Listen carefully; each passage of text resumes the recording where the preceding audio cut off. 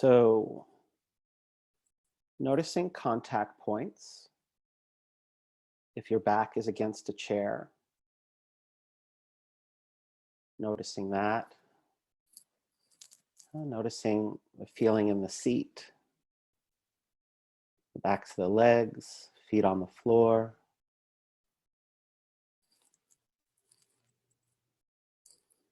And a cushion for this presentation, noticing the intertwining of the legs and the contact there. And just noticing if any one or more of these points of contact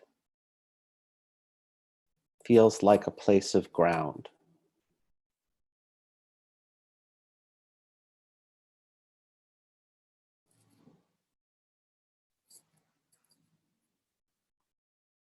And that ground can feel like a place of rest or something strong you can lean into. And if you have that sense, go ahead and let yourself have the grounding in this moment.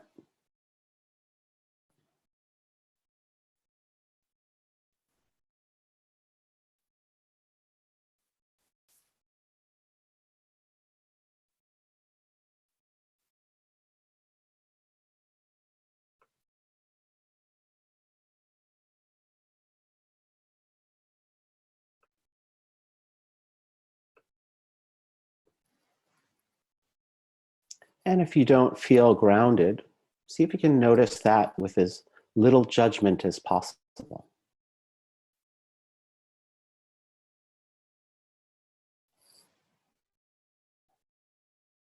And just sitting in this way for another 30 seconds or so as a way of starting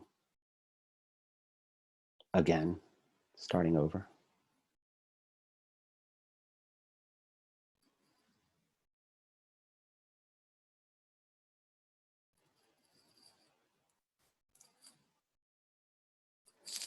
And at the sound of the bell, doing whatever your body tells you to do. If you need to stretch or yawn or move around before we continue, you do that. Do what your body suggests.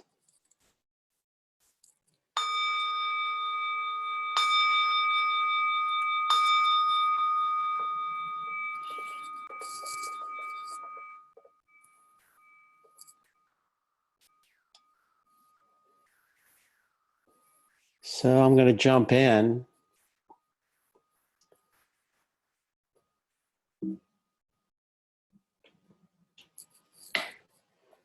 And so just so you know who's in the room with you, because I do know a lot of you, but I don't know a lot of you. I have a doctorate. I'm a licensed, my licensure is MFT here in California. And I've been practicing Buddhist meditation for over 30 years now and teaching it on and off for about 25 of those years. I lived for a year at the monastery where I got my first mindfulness lesson. Sometimes I call it the best year of my life. Family members get very angry at me and elbow me very hard when I say that. But it was a different kind of best year. What I had there was a regular day was 4.5 hours of meditation. So what I like to say to you is that I did that so you don't have to. And I'll share with you, today and any other time we're together, what that means to me and for me. And it's a big part of today's presentation. I presented at a number of the last few EMDR conferences on this subject for the most part, including last year I presented on EMDR as a complete psychotherapy, and that's kind of how we're going to wrap up today. I'm slated to speak on the role of spirituality, both in the etiology of trauma and in the treatment of trauma at this year's conference. So I'm hoping I'm going to be in DC in August. I hope we're all able to do that together. So I created this Metta protocol that I'm gleaning the lessons from and connecting it to telehealth, because I'm finding, or I have found already, that there's direct connections and hopefully this information can be helpful for you, whatever way you're using EMDR therapy, and in whatever context, or whether it's agency or private practice, and being able to make this transition to telehealth. Some of you I already heard when we were chattering beforehand are already using it in telehealth. So that's the other thing that I want to make very clear during this presentation. There is just such a wonderful world of long-term practitioners and teachers and consultants who have a lot of wisdom on this subject. So I encourage you to do what I'm doing, which is going and finding all of it. And I'm glad you're here with me today for whatever I can share. I've written 3 books, and I bring that up because one is about taking care of yourself using mindfulness. The second one was co-authored with Jamie Marich, and we wrote EMDR therapy and mindfulness for trauma-focused care. So a lot of this material comes, and the Metta protocol was born out of the work that we did together. And then mindfulness for anger management. And the subtitle, I don't have it in front of me, it's long, but it's something along the lines of transformative skills for managing anger and also other strong emotions. So it's a workbook kind of a book that can help not just with the anger. Jamie and I are working on a couple of books about trauma and the 12 steps to support her book, Trauma and the 12 Steps. And we're also writing a book on addiction and EMDR therapy, Jamie and I. And so I bring this all up just to share with you who I am, and also the resources that I'm hoping to be sharing with everyone through this difficult time that we're all going through together. And then the last 2 are important to this. I am the head of health and wellness innovation and partnerships at a company, Drop Labs. For the last 3.5 years, I've been working on EMDR and wellness tech with this company. You know, it's ready, not ready, and everybody's pushing it out. So my hope is to be able to have something in your hands in the not that distant future. But the point being that I've been working on this, not knowing, you know, I was on a timeline like 3 to 6 months from now, and just like a lot of us had a lot of plans that were 3 to 6 months from now, and now we're doing things differently. And then lastly, I'm in a Master's of Healthcare Innovation program at the University of Pennsylvania online. And I've done a lot of my own education online and taught a lot online. And what I'm getting to do at U of P is possibly have a really great platform to research everything that we're all doing together during this pandemic around EMDR and telehealth. And we can come out of this stronger, with more ability to serve more people with this powerful therapy. So I don't speak on behalf of EMDRIA. And at the same time, I am someone who has spent, since 2005, at the beginning of my therapy career, I was working in addiction treatment. I've been working in addiction treatment since 2002, and as a therapist since 2005. And we were using the standard protocol in conjunction with center, kind of before a lot of people were integrating it into addiction treatment at quite that level. And so I'm also speaking as having developed this Metta protocol, which is a comprehensive use of the standard protocol, the AIP model, the 3-stage model of Genet, and Buddhist psychology as an overarching sort of umbrella for treatment. And so I'm gonna, and what my hope today is showing what the transition to telehealth, how it can be possibly augmented or made easier by looking at EMDR therapy in this way as a complete psychotherapy that is very integrative, and anything and everything else that you're doing can rest inside it. So the EMDRIA board had a task force, and some of you may have already seen this if you've gone to EMDRIA's site. They have a COVID-19 page and a telehealth page where they're developing, putting together the resources. But at the last EMDRIA conference, on the pre-conference day, at the meeting of the trainers, we have a trainers meeting at the conference. We were given a presentation from the task force working on guidelines. And so EMDR has pushed that out for us to investigate. And the main points there are they are not providing a full endorsement of virtual EMDR therapy at this time because of the need for further research. And at the same time, the task force has found no research to support or refute its efficacy. And the survey of EMDR membership that they did found that about 60% of people, or at least the respondents to the survey, reported they are delivering all 8 phases of the protocol. And so as someone who is, I will, full admission here, reticent and also had the luxury of not having to think about doing it online because of my full private practice and face-to-face therapy and doing my trainings and all of it, I'm now joining everyone in thinking this through more fully and acknowledging that 60% of our membership, or at least the people answering that survey, and practice at our disposal. And I just want to review these real quick. Again, not speaking for EMDR, but showing you what it is that they have recommended as guidelines in this moment. So all the same that we do when we're doing it face-to-face, following the ethics, and getting additional training. Anytime we're faced with, let's say, a new population or we move to agency treatment, or we become a supervisor, where we need to get extra clinical training to sort of see some of the differences there.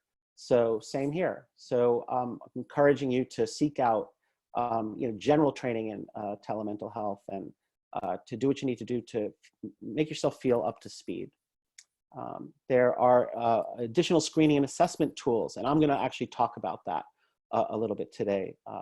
Technical considerations and the infrastructure, really looking to see improving our relationship with technology to the point where we feel comfortable and it becomes, if not second nature, at least doable and workable.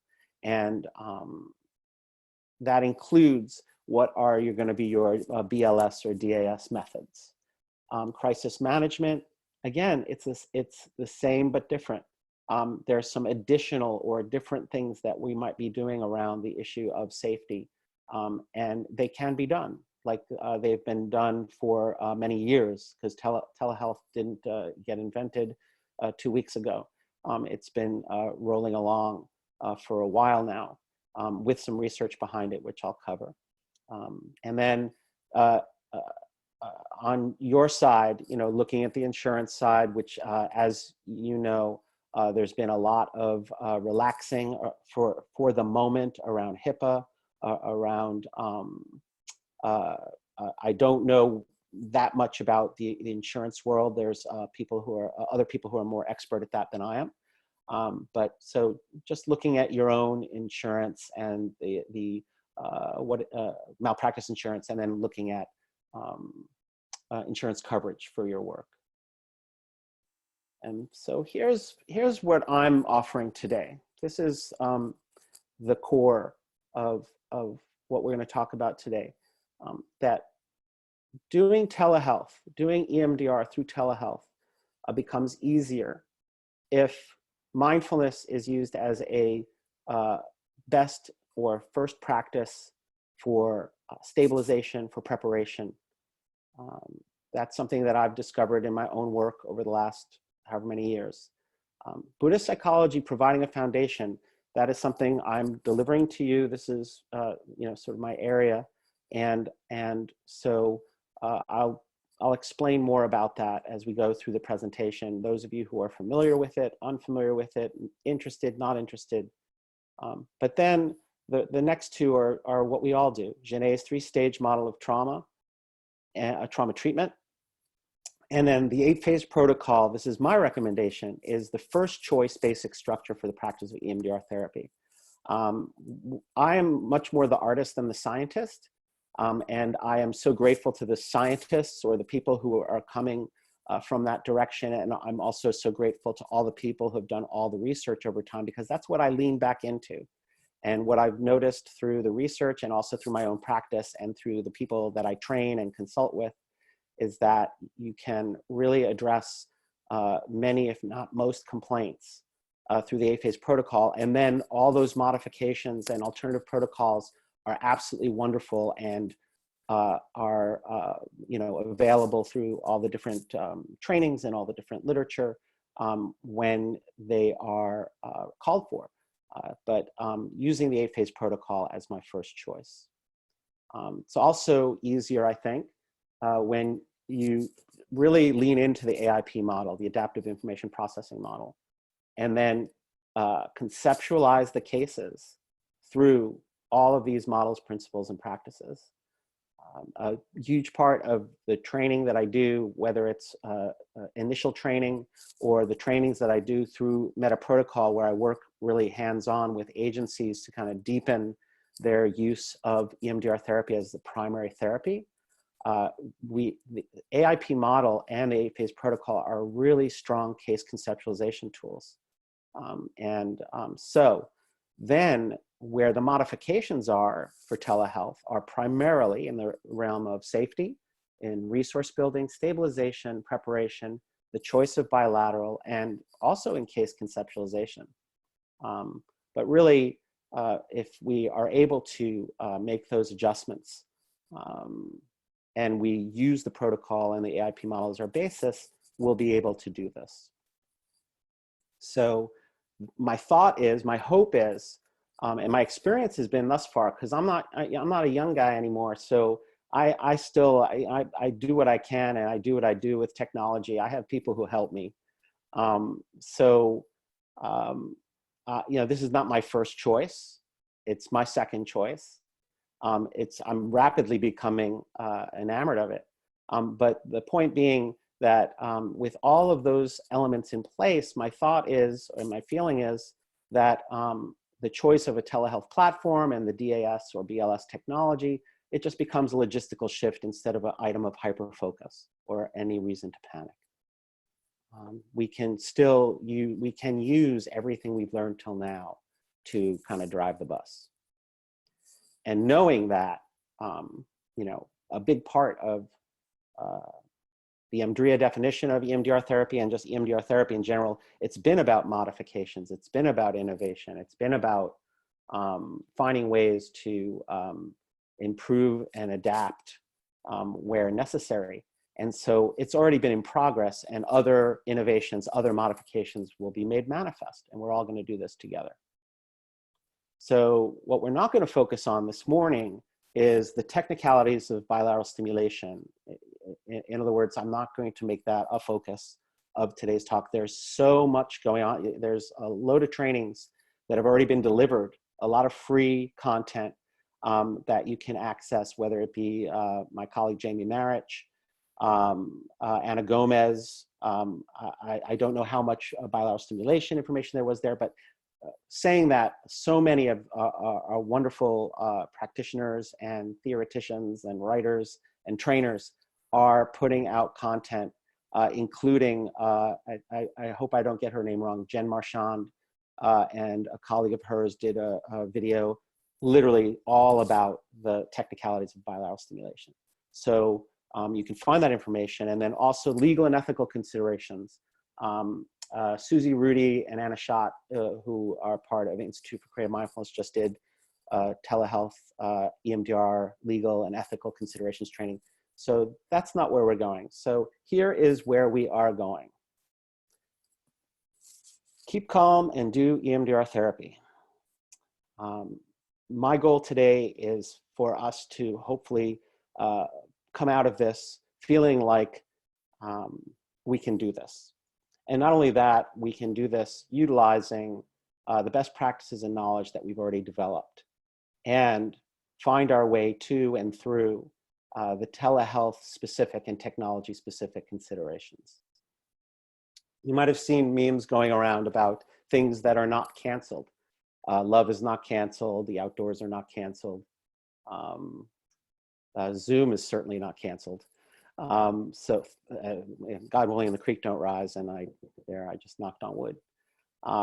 So lean into it. EMDR therapy, not canceled. Buddhist practice, mindfulness, any spiritual or non-spiritual practices that you have, not canceled. 8-phase protocol, AIP model, Pierre Genet, none of it canceled. So a little bit about telehealth in general to sort of prop up the structure of this connection between mindfulness and EMDR and telehealth. So there's been, like I said, practice and research going on for a while. So in this study, there will always be a place for face-to-face therapy. However, something must change to overcome the limitations facing the field and the notion that mental health care services are often not able to reach all those in need. So a lot of us deal with issues of access. A lot of us deal with issues of people being far away or making it something, therapy can be costly, etc. So,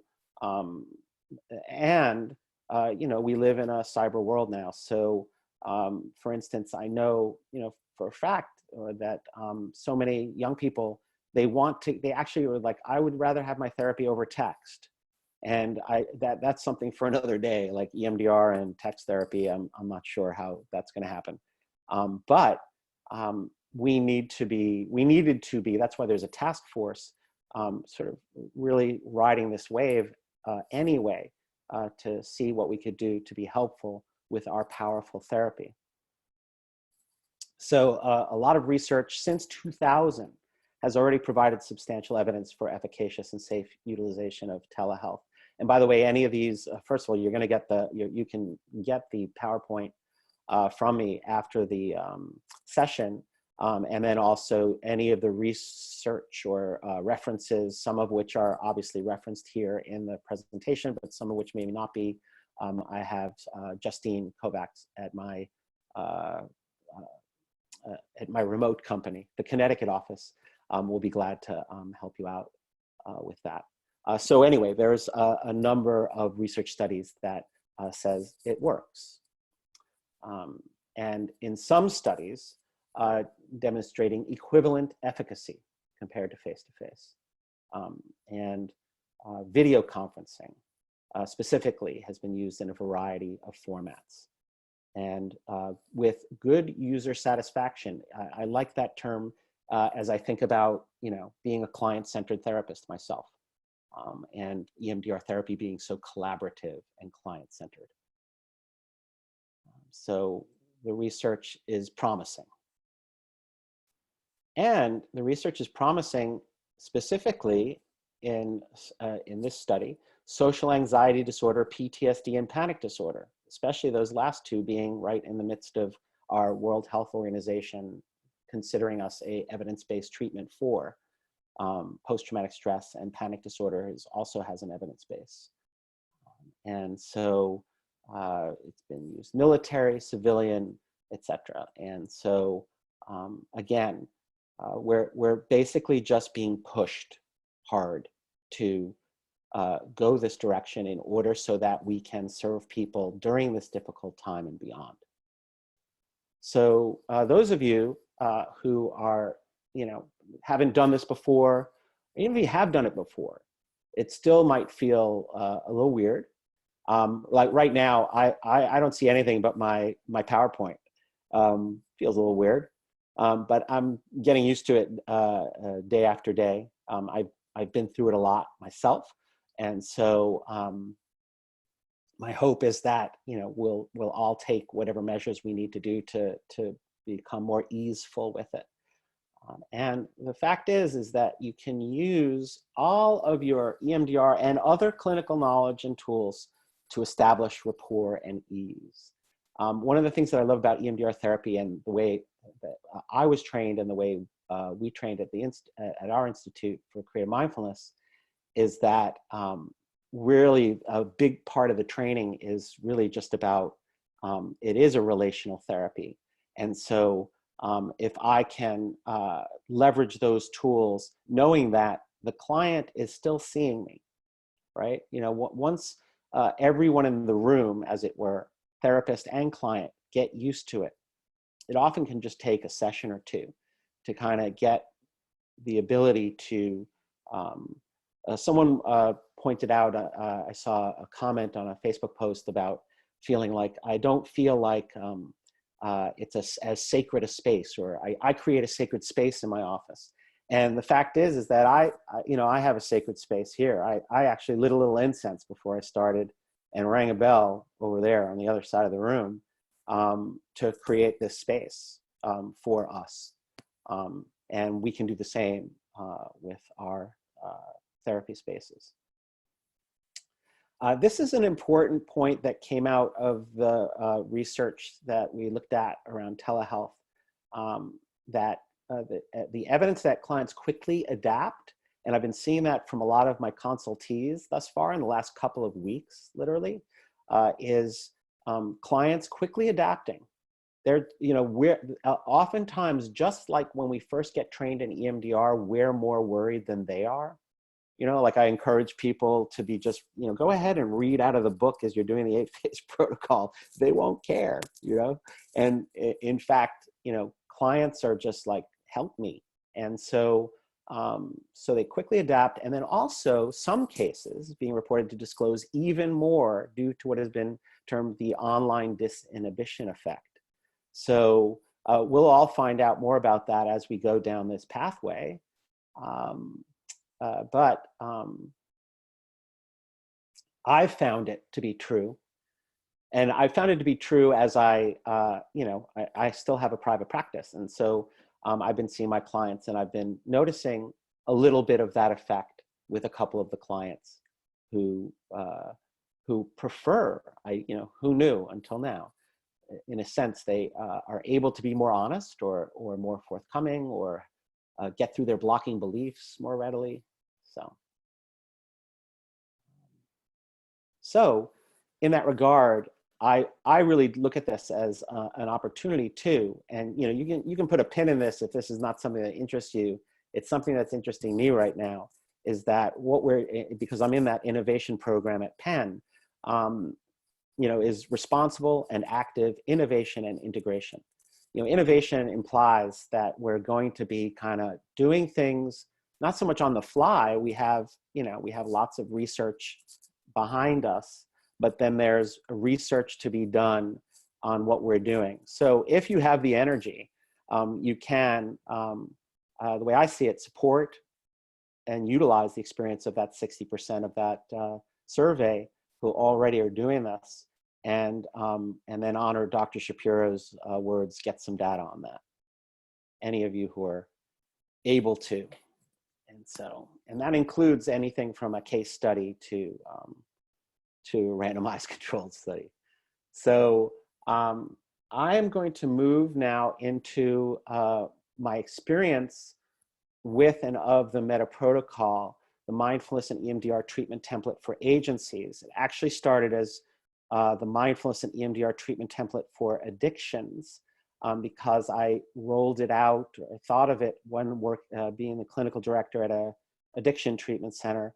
And it was just basically this. I was like, what if I trained everyone in EMDR, and everyone did, and EMDR was the primary psychotherapy, because it's a complete psychotherapy, and mindfulness was, which is already implicit in the therapy, is made more explicit, which is a big part of what Jamie and I's book was about. And so what would that look like, and how would that help agencies, addiction treatment centers, to work better? And then agencies of other kinds were like, oh, I think that the credits transfer. And then even private practitioners started to ask about it. So I think that there's a lot of information here that helps bridge to telehealth. So we believe that as a team, that integrating mindfulness and EMDR represents the best practice for providing trauma resolution.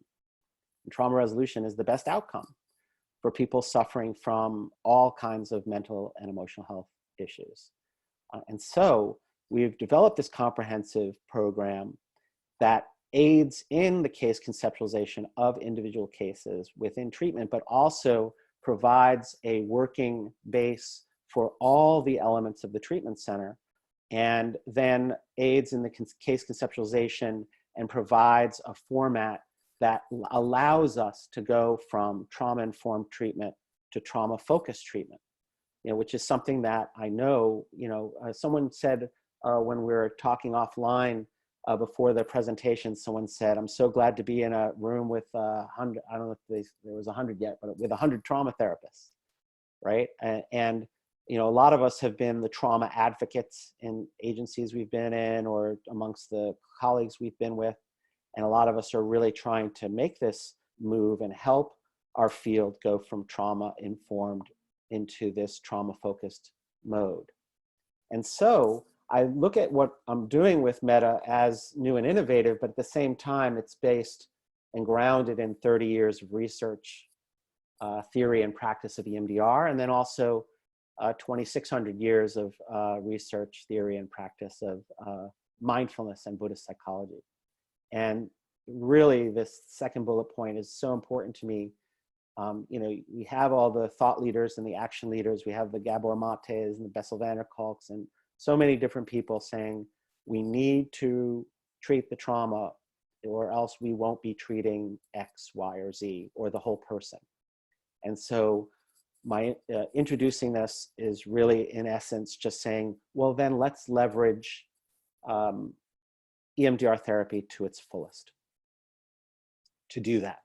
So we use the 8-phase protocol, Genet's 3 stages, and Buddhist psychology so that's the Metta, or M-E-T-A, in the name Metta. The other word, M-E-T-T-A, meaning loving kindness in Pali and Sanskrit. So loving kindness infusing these protocols and structures of treatment. And so it's a trauma-focused solution where trauma resolution and adaptive reprocessing are the focal points of treatment. And that mindfulness is really the anchor and helps deepen the possibility of stabilizing in those first 2 phases, preparing in those first 2 phases, and then actually mindfulness makes people into better reprocessors. That's been my experience, is that mindfulness is involved in that. It's one of the possible mechanisms of action. And I've noticed that when someone comes to me preloaded with mindfulness training, they often are able to get into the reprocessing and through reprocessing much quicker. So it behooves me to train people or teach clients those abilities. And so these are my 3 favorite psychologists, Pierre Genet, Buddha, and Francine Shapiro. And so this protocol is an integration of these 3.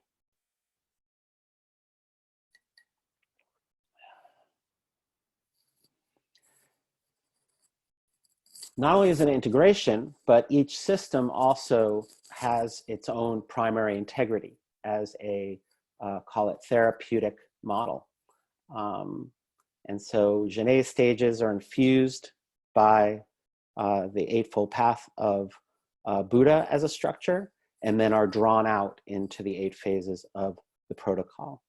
And so we then conceptualize cases through this lens. So for review, because all of us who are trained in EMDR therapy were made familiar with Genet's 3-stage model, which is then updated by van der Hart, Brown, and van der Kolk to tell us that we can make trauma the focus of our treatments, and trauma resolution will actually bring results for any and all non-organic complaints. So stabilization and preparation. Then stage 2, the identification, exploration, and modification of those memories. And that stage 2 is what a lot of people, it's getting much better now. A lot of people, they say, I'm doing EMDR, or yeah, I know about EMDR, and they're only talking about stage 2. They're only talking about phases 3 through 6 of the therapy. People think it's like this, and I can't see myself right now, so I don't know what that looked like. I hope it didn't give you a headache. So stage 3 is relapse prevention and relief of residual symptoms, personality reintegration, which I love, and rehabilitation. And I often teach it as, and the client goes and lives a fabulous life. Because Genet's model calls for a beginning, a middle, and an end to treatment. That's how I was trained. That it was a reflection of my therapist back in New York. Hello to the person or persons from New York. My therapist in New York, Simon, used to say, otherwise known as Simon, said that a good therapist has a lot of ex-clients. And so I find that that's true of EMDR. So I want to give you a quick thumbnail teaching of the Four Noble Truths, the Eightfold Path. Just so you know, any of you who are interested, I'm going to be continuing to teach on this subject online and provide more resources like this.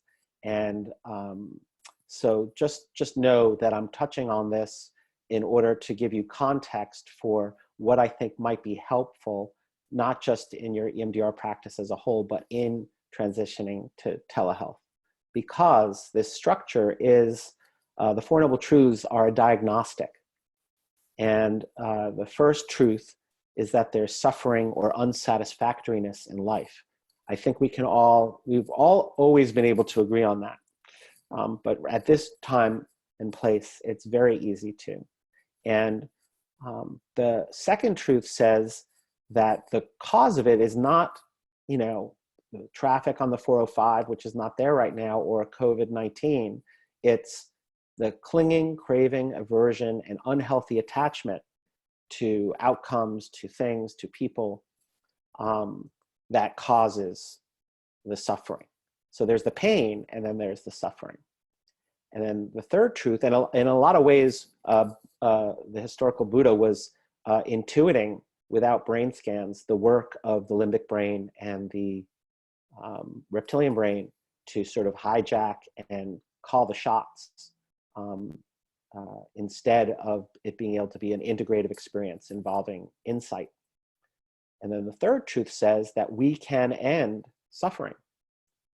And we can't end it by ending the pain of life, but we can end it towards turning towards these causes and conditions of the clinging, craving, aversion.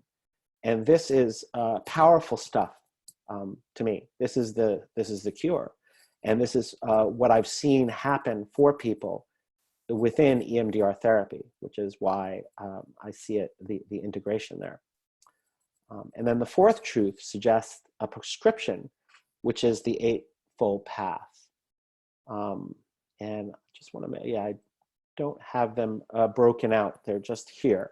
So we're building wisdom is the first factor. We're setting intention is the second. And then we're living ethically in our speech, in our action, and our livelihood. So a room full of trauma therapists, a lot of people here are basically working that factor very hard.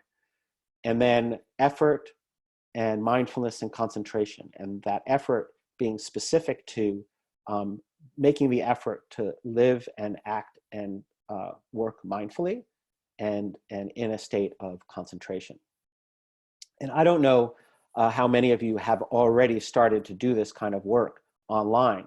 A lot of people are coming back to me with something that I've experienced before, which is that it's this working with someone on a laptop requires a different sort of and a more intense, in a way, form of concentration.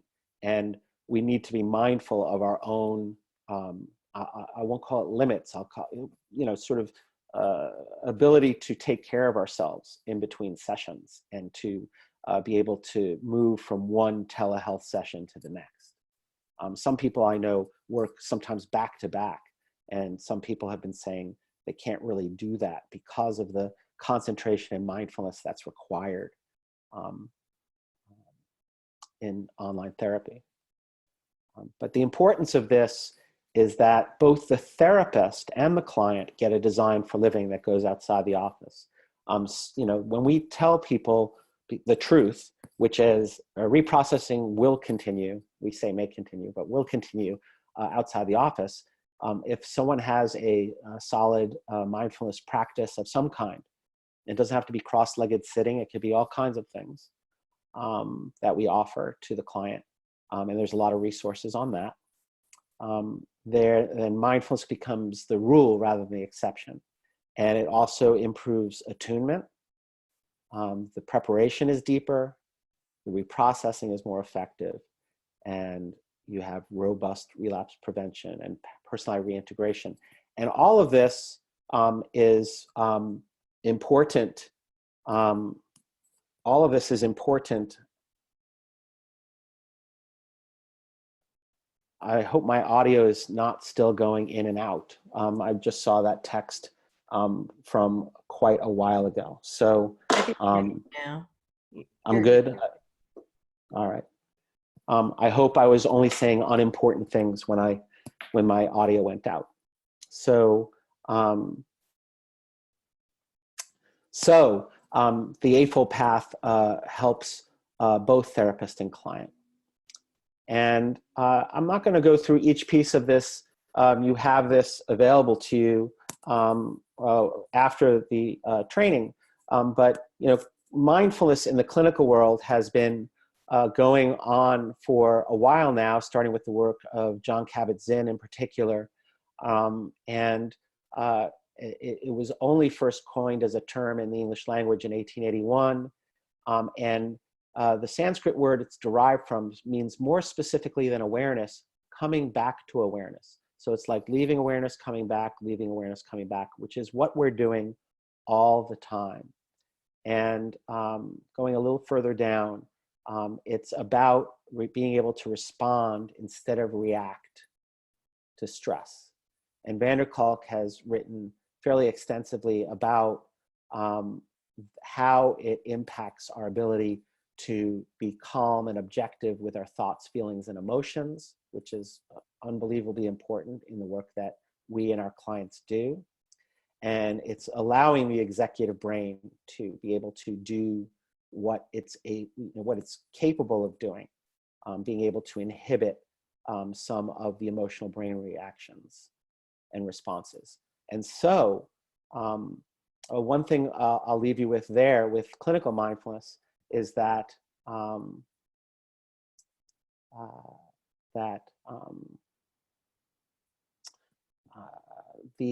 Shapiro, when she came up with EMDR therapy, it really came out just in the last few years that when she was seeking mind, body, spirit interventions for her cancer, she was trained in mindfulness by Stephen Levine, who's a famous Buddhist teacher who passed away a few years ago. And so at that time in 1989 or so, when EMDR really entered the scene, if you looked at the clinical literature then, there was one article in the literature that year on mindfulness.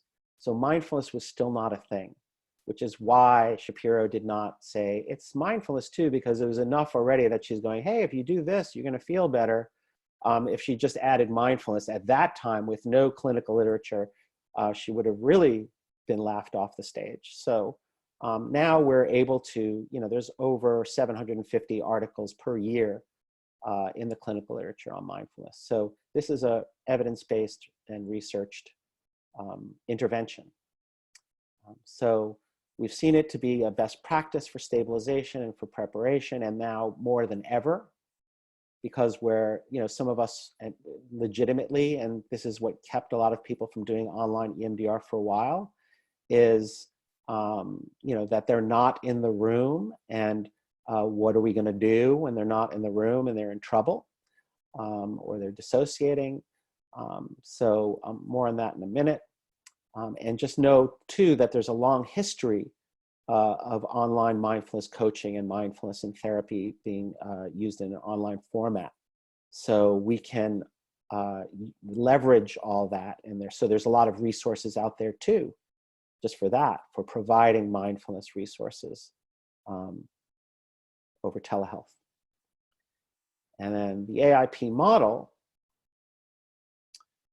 tells us that most of what our pathologies that we're seeing are derived from earlier life experiences, and that inadequately or unprocessed experiences are the basis of pathology. And I found that it's too long a subject for now, but you know, with things, for instance, like that are organic. If I provide trauma treatment for someone with an organic brain disorder, then I basically relieve them of the trauma symptoms, which allows for the easier or more effective treatment of all the other symptoms. And so my assumption is that everyone on this call, unless someone wandered in who is not an EMDR therapist, there's our protocol. And there are elements within each that really are completely and utterly suited to just throwing into telehealth, particularly the preparation phase. One thing that I find helpful, that's not just part of Metta protocol, but part of a lot of the more modern day trainings that I know of, basic trainings, is that resources are anything and everything that is healthy and adaptive for that particular client. In other words, it's not just complex, it's not just light stream, it's not just container, it's not even bilateral dependent. It's resourcing. So anything and everything that you are familiar with, that the client brings to the therapy, all of it is on the table. So when we are moving into telehealth, here are some things that everything that I've just been talking about around Metta can help with. First of all, we're making most of our adjustments, I believe, in phases 1, 2, and 8.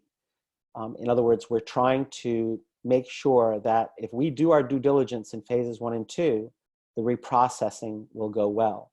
And then during phases 3 through 6, we're going to have to be more mindful of preparing ourselves and the client for abreaction, dissociation, and have a specific safety plan also for technical difficulties. Like I heard my audio is going in and out. What is the client going to do then? So that's something that you set up through in phases 1 and 2 when you're working together on the unique aspects of telehealth. So in a sense, a lot of it has to do with what am I going to do in addition to what I already do to deal with that which is added to my list of things to deal with, especially in phases 3 through 6. So the 8-phase protocol through the AIP model as a primary therapeutic modality gives us a trauma-focused solution, and that the relief from maladaptively processed adverse life events comes when we make mindfulness explicit, and Genet's 3 stages are used, and AIP model is used as a overarching structure. I'm sure a lot of you already know this or experience it this way or were trained this way, knowing that that the 8-phase protocol tracks Genet's 3-stage model, with the first 2 phases of being the first stage, 3 through 6, the second stage, and then 7 and 8, the third stage. And so, working this way, we see every client who comes to treatment, and again, this was built for agencies, but you can focus this way. Many of you possibly already do. I have only done EMDR therapy. It's not that I don't use elements of or modalities or ways of resourcing or even full therapeutic modalities as part of my phase 1, 2, phase 8 work. But I am only an EMDR therapist at this point. This is not me suggesting that you all need to become this, but it is suggesting that when you decide, I'm going to do EMDR therapy with a client, the moment they walk in my office, they're in phase 1 and or 2. And so we use trauma-focused mindfulness practices to enhance the self-regulation skills, because we need to be building their resilience, finding their resilience from the get-go. And then through using the Four Noble Truths, the Eightfold Path, or Buddhist psychology, or the equivalent, helping them with ethical living, bringing their what they're learning or about themselves and about their place in the world, and working through their trauma into practice. And it's based on the premise that mindfulness is the foundation for successful trauma resolution, just on its own, as it were, because it does appear in the research and anecdotal to desensitize trauma and PTSD symptoms. And so we take Shapiro's admonition that it's the maladaptively stored memories that should, would, could become the primary focus of treatment. They're resourced and prepared to tolerate the work and to do the work. And so the way it's done through Metta is all clinicians at the Metta Center are trained in EMDR therapy, and the clinical meetings are conducted in the fashion of EMDR therapy consultations. And so everyone's speaking a common language of trauma-focused treatment, of EMDR, of the 8 phases, of mindfulness, of resourcing, of what we at the Institute for Creative Mindfulness call phase 2.5, the transition, when we're making the transition from phase 1 and 2 into reprocessing. And then the other piece of it is, and I think this is important just for us to consider as we're having to some of us are at agencies and we're moving into telehealth either permanently or to get through this crisis. And so the work of other folks who are not the clinical team or the therapists is critical. And I have found through my work in treatment over time that people who are the CEO, people who are line staff don't get training to complement, supplement, or integrate into the work that we're doing in this way. So with Metta Protocol, all staff are given trauma-focused treatment training. And so we're able to treat the trauma.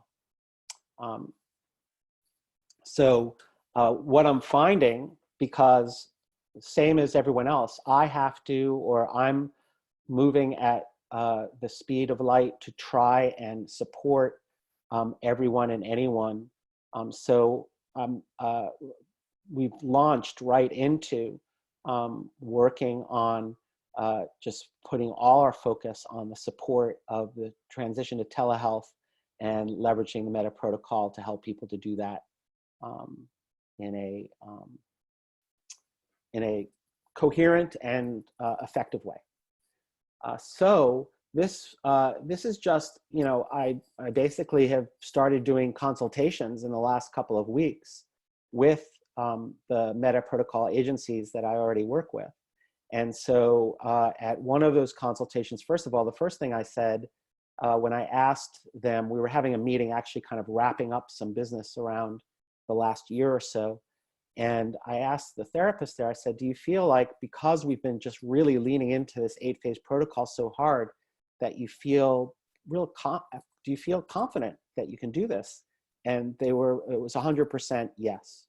And so then we just had a consultation session, and they reported a lot of what I reported or talked about earlier in the presentation, that the clients are just, thank you. And okay, oh yeah, we have to make sure that I'm safe. I have a safe enough room to do the therapy, a safe enough place to go to after the session.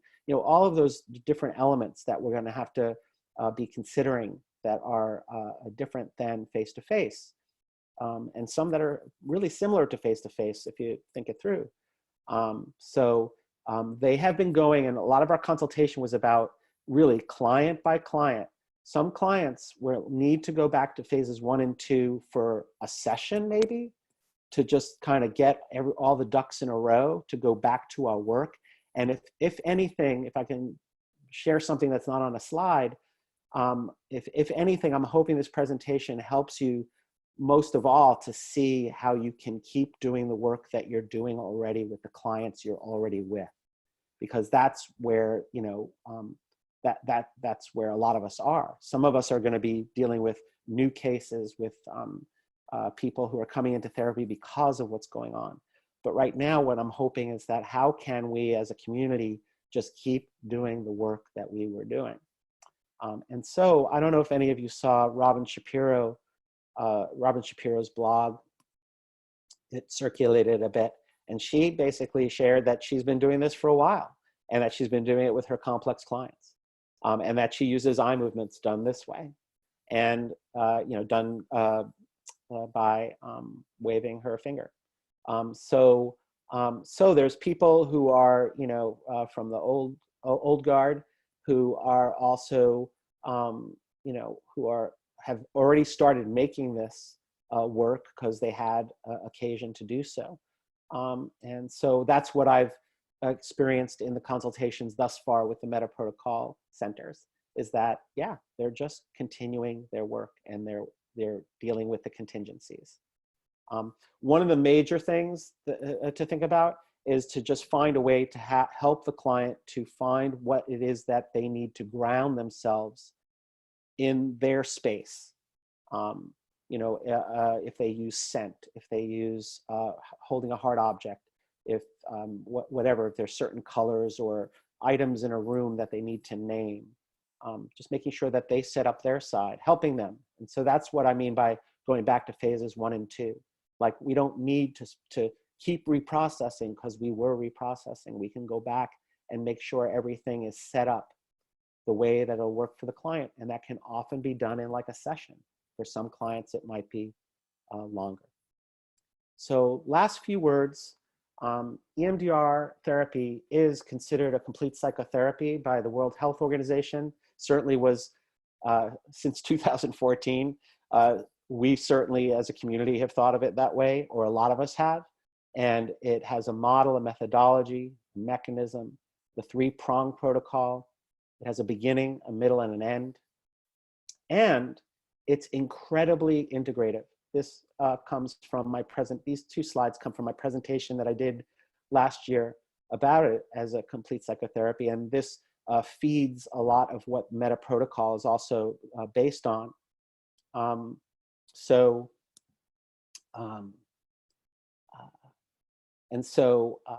Shapiro was committed to integration. And if we look at it, everything and anything that you can think of can be integrated into the 8-phase protocol. So allowing yourself that possibility that if you haven't before, as you switch to telehealth, if you're not using 8-phase protocol, AIP model as a overarching structure for everything you're doing, you can consider it. So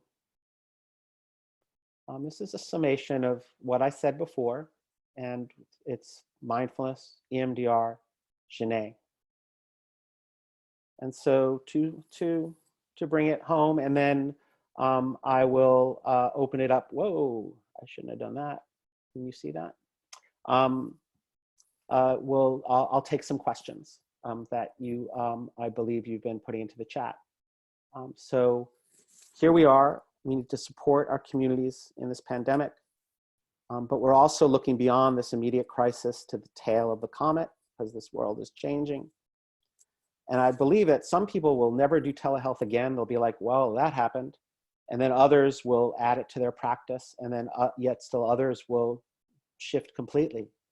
And this is our time to show up for people. We're in a collective global trauma. Everyone's going through trauma right now.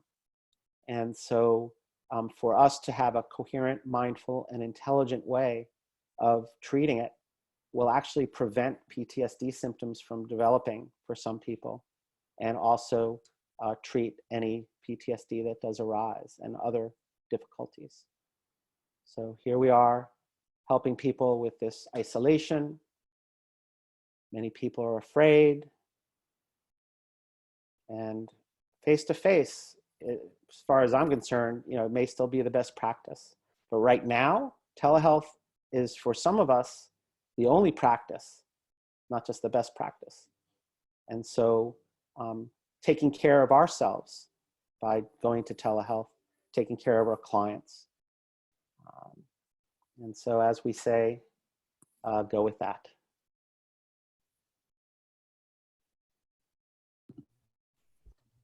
So Roshni, Yes. are you going to be reading aloud some of the questions? I can, absolutely. So I only have a few questions. If anyone else has questions, go ahead and drop it in the chat right now. A couple of the questions are more about bilateral. Okay. The first one is, what is your favorite online BLS tutorial? So if there's anything that you have seen that's been helpful. I've seen, as I mentioned earlier, Jen Marchand. Again, I hope I'm not destroying her name, and I Yeah, don't I've have had the name of her. Do you So know her last name, or I mean, how to spell it? Marchand, Okay. and it's on Vimeo. But if you, I believe, if you Google her right now, it'll be like the first hit. And so there's that, and there's just. I don't know if Robin Shapiro put any kind of video demonstration or tutorial. My colleague Jamie Marich did one the other day, and I think when she does her workshop, she's going to be doing a workshop on dissociation on Sunday. I believe she might be doing a tutorial / demo as part of that. And so that's a possibility. And EMDR is compiling the resources as they see them and find them, and they're shared to them. So if you go to that, for instance, the video that I mentioned from Jen is on that resource list already, right? So they've compiled what little research there is about EMDR and telehealth, and then they've also added to it these, coming out in the moment resources. Great, and thank you. Ingrid just dropped the link, so I'll also share that. Thank you, Ingrid. In the chat. And I did put the link in there for the PDFs for today as well. So let's see what other questions we have here. Is eye movement, the DAS, used most commonly over telehealth? How would we cater to clients who do not prefer the eye movement or can't do it? Exactly. So, what has been most common, as far as I know, from the anecdotal from over time, is that eye movement is the first choice, because there's a number of, you can find YouTube videos that have a dot going back and forth. There's a couple of products that I think Easy EMDR was out already. easy-emdr.com. And then there was remoteemdr.com, with the E serves both the remote and the EMDR, so it's just one E. And that was, I think, still in beta. I think they pushed it out there. And so I have no recommendations for these products, only to say that delivery of eye movements is call it the easiest or the most available. And I've done a number of experiments with clients and others where, especially if they're working on a laptop and not their phone, the phone is a little difficult with, or a lot difficult with eye movements. There's this. So another choice that a lot of people are doing is butterfly hug or any other self-tapping. So that's the workaround that a lot of people have used. I look at it as a second choice because I prefer to not have to have the client rely on me or rely on themselves to hear me say, okay, stop the stimulation or anything along those lines. But people have been using it that way and using it effectively as a workaround. And then there's some, I don't have a link for you or any information. I just encourage you, this is an evolving process and everyone is sharing their best practices. So going out and finding the folks who are finding ways of using a metronome that's in stereo, and maybe being able to deliver that remotely or having the client start it and stop it themselves. The Drop Labs technology that I've worked on, it requires the client having the Drop Labs technology. So for the moment, we're not there yet in terms of delivering vibration and sound remotely from therapist to a client. But I know that there's other people who have been working on this and or have discovered workarounds to be able to start to deliver audio or vibrational. So those are the recommendation is continue to stay, literally this as we all know, everything about this situation has been changing daily or multiple times a day. And everything that we're all learning is coming from all the different people from all the different directions sharing their best practices that might help in this transition. Staying connected to, there's, if you're a member of EMDR, they have a COVID-specific special interest group now. Just this morning, I got that email and there were a couple of recommendations around the possibility of delivering vibration. If you use Facebook groups or any other ways that you're staying in contact with the greater EMDR community, that's a big part of what's happening right now, is that we're all working together to see how we can have, not even get this up and running, continue to have this up and running. And we'll see where it goes in the long haul. But more importantly, I think if the client has the choice between adjusting to eye movements and they can't, it's just, that's not their thing, then start experimenting until and unless you can find the vibration delivery, with the self-tapping. Thank you. So the next question is, I'm interested in learning some of the practices or maybe the rituals that you put at the beginning of your sessions. I'd like to have some more tools for my practice. Thank you. Meaning the meditation? I believe so, yeah. If you're talking about mindfulness and meditation, there's a number of places you can go, and please feel free. I put this slide up for a reason. If you want to email me directly, I'm here in my home office doing this all day long, right? So like a lot of us. Reach out to me for resources. If I can't get to it immediately, I'll kick it out to someone on my team. So when it comes to mindfulness, I'm not in the spirit of selling a book, but just so you know, Clinical Dharma, the first book that I wrote, was designed. It's called Clinical Dharma, Path for Healers and Helpers. It's really about how do I leverage some of these for myself. Some of this, the Four Noble Truths, the Eightfold Path, mindfulness practices. I have a little bit of content on YouTube. My colleague Jamie Marich has a ton of content on the Institute for Creative Mindfulness website, on the her Trauma Made Simple website, has tons and tons of free resources around mindfulness practices to be used as resources and for client and for therapist. And then if you just, I'll just give one example of, yoga studios and mindfulness studios. Everyone's brought everything to Zoom like everyone else has. InsightLA. I believe it's .org. so one word, insightla.org. There are an insight meditation center here with 2 locations, actually a couple other locations like retreat locations, and they've just put everything online. So there's daily mindfulness, Buddhist mindfulness programming. So I'm just giving that as a first stop on the train. If any of you have heard of Jack Kornfield, Jack Kornfield teaches there. Trudy Goodman is the main teacher. And there's just a number, and it's also very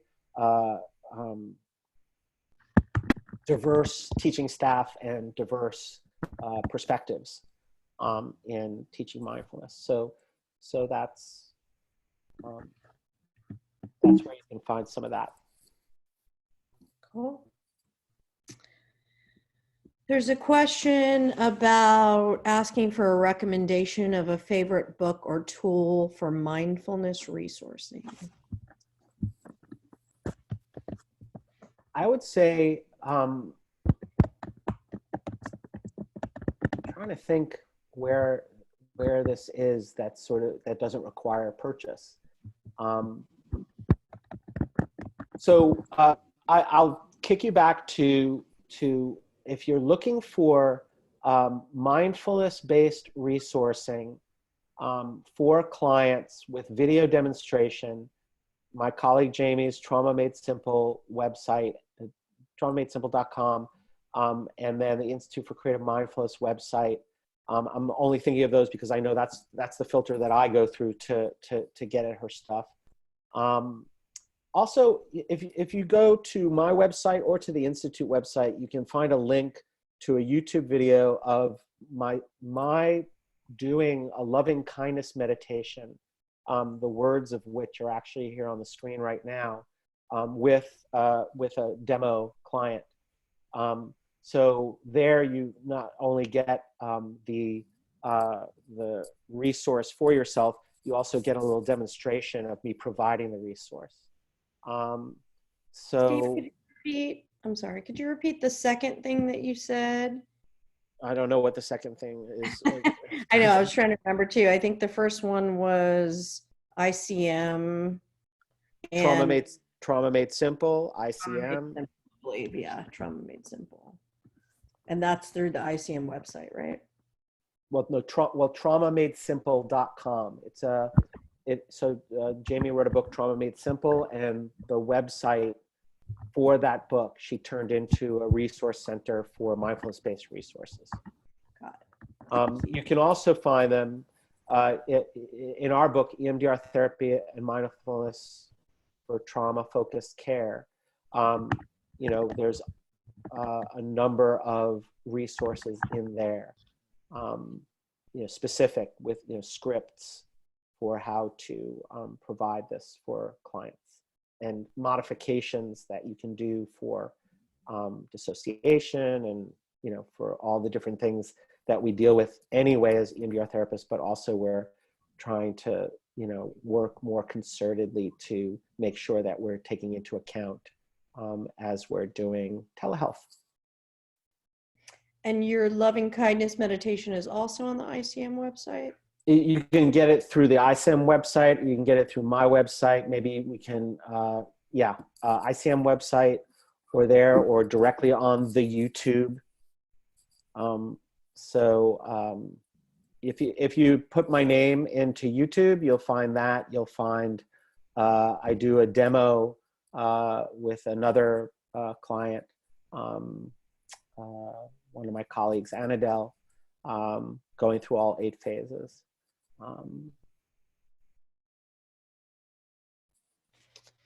Okay, thank you. So let's see. And lastly, no, I'll leave this last one alone. I highly recommend looking at the Insight LA site and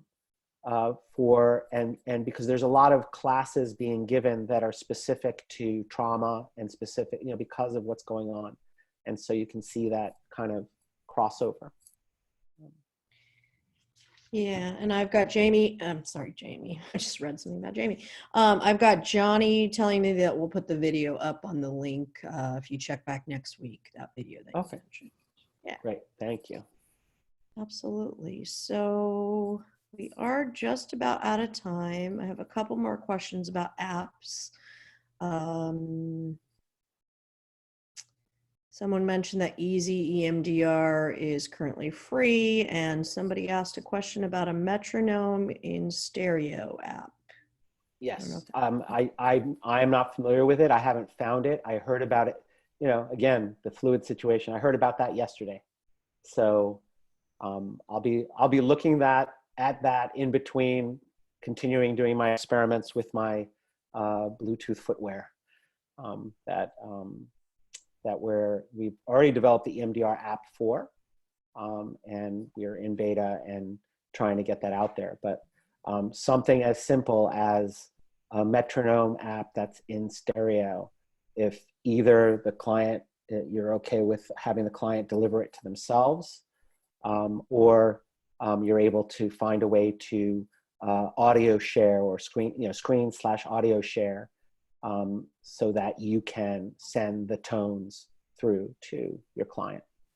So those are the workarounds that people are looking for and discovering. And you can check back with me because I'm feverishly working on being helpful in that area.